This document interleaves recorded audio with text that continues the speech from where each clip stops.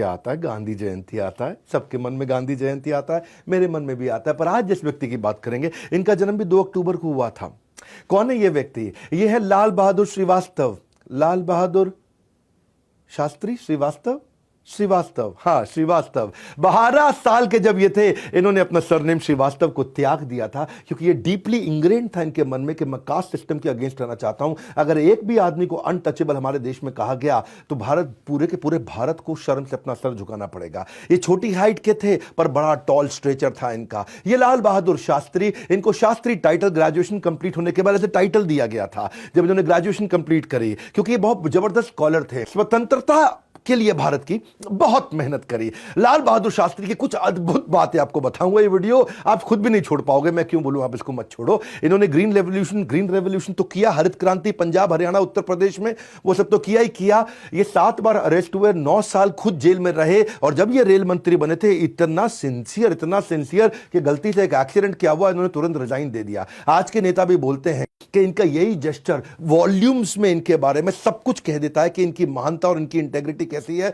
एक ऐसा स्टैंडर्ड कि खुद ही जाकर के इन्होंने रिजाइन कर दिया। लाल बहादुर शास्त्री जब ये प्राइम मिनिस्टर बने, पाकिस्तान को हराया, भारत रत्न तो उनको मिला ही मिला। इनकी मैं पहली कहानी आपको सुनाता हूं, अर्ली डेज ऑफ फ्रीडम की। जिस समय अभी देश को स्वतंत्रता मिली नहीं थी, उस समय लाला लाजपत राय ने एक संस्था बनाई, servants of India society. Servants of India society एक ऐसी संस्था थी, ये उन गरीब स्वतंत्रता सेनानियों की मदद करती थी जिनके पास पैसा नहीं था लेकिन उनको जेल हो जाती थी। यानी कि कुछ ऐसे हमारे फ्रीडम फाइटर थे, जब जिनको जेल में डाल देते थे तो उनका पीछे पूरे परिवार के पास उनकी आय, उनकी आमदनी सुरक्षित नहीं रहती थी। और ऐसे ही थे हमारे लाल बहादुर शास्त्री। जब इनको जेल भेज दिया गया तो इनकी पत्नी, इनके बच्चों के लिए घर में जीविका सुरक्षित नहीं थी, तो इनको भी 50 रुपया महीना कौन देता था? सर्वेंट्स ऑफ इंडिया सोसाइटी इनको 50 रुपए महीना देती थी। इसको लाला लाजपत राय ने बनाया था। 50 रुपए महीना इनके घर जाता था। तो एक दिन उन्होंने जेल से एक चिट्ठी लिखी अपनी पत्नी को, ललिता शास्त्री को। पूछा, ललिता क्या तुमको 50 रुपया हर महीना मिलता है? और अगर मिलता है तो क्या तुम उसमें घर चला पा रही हो? तो ललिता का तुरंत चिट्ठी से जवाब आया, बोला एकदम महीने के महीने मुझको 50 रुपया मिल जाता है, और तो और मैं 40 रुपये में घर चला लेती हूँ, 10 रुपया बचा भी लेती हूँ। तो शास्त्री जी सोचे, 10 रुपया बचा रही है, 40 रुपये में काम चल जाता है।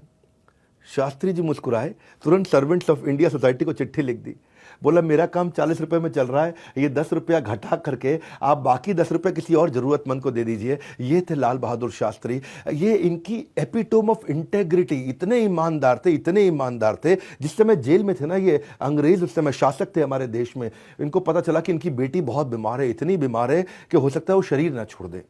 इन्होंने चिट्ठी लिख के रिक्वेस्ट किया कि भाई मुझको अपना घर जाने दीजिए, मैं बच्ची से मिलके आना चाहता हूं, मैं जेल वापस लौट आऊंगा। तो इनको पैरोल पे 21, इन्होंने 15 दिन की छुट्टी मांगी, इनको 21 दिन की छुट्टी दे दी। क्योंकि जेलर इतना इनसे इंप्रेस था ना, ये विनम्र बहुत थे। मैंने बताया ना, कॉपीराइट है इनके पास में विनम्रता का। ये कहानियां हर बच्चे को, हर परिवार में, हर जगह दिखा देना भैया। हाँ, इनको 21 दिन की छुट्टी मिली, ये जेल से घर गए।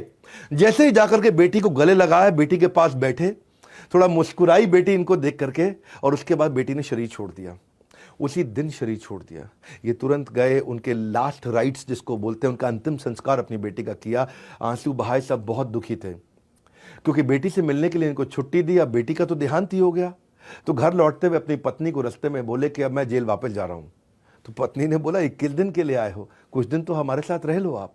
बोला नहीं, मुझे अंग्रेज सरकार ने छुट्टी दी थी बेटी के लिए, अब बेटी ही नहीं रही तो वो छुट्टी लेना मेरे लिए गलत होगा।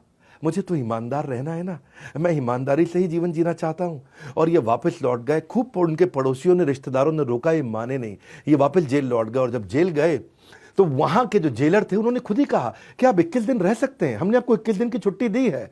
पर उन्होंने कहा नहीं, मैं 21 दिन तो आपने मुझे बेटी के लिए छुट्टी दी है, जब बेटी का देहांत हो गया तो अब छुट्टी किस बात की। और इन सब बहुत जेलर, अंग्रेज, इनके सब लोग इनकी ईमानदारी से इतना इंप्रेस रहते थे।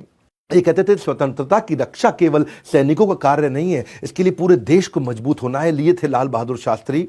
ये आगे चल के जब भारत हमारा आजाद हुआ, ये रेलवे मिनिस्टर बनाए गए पहले 1950 में।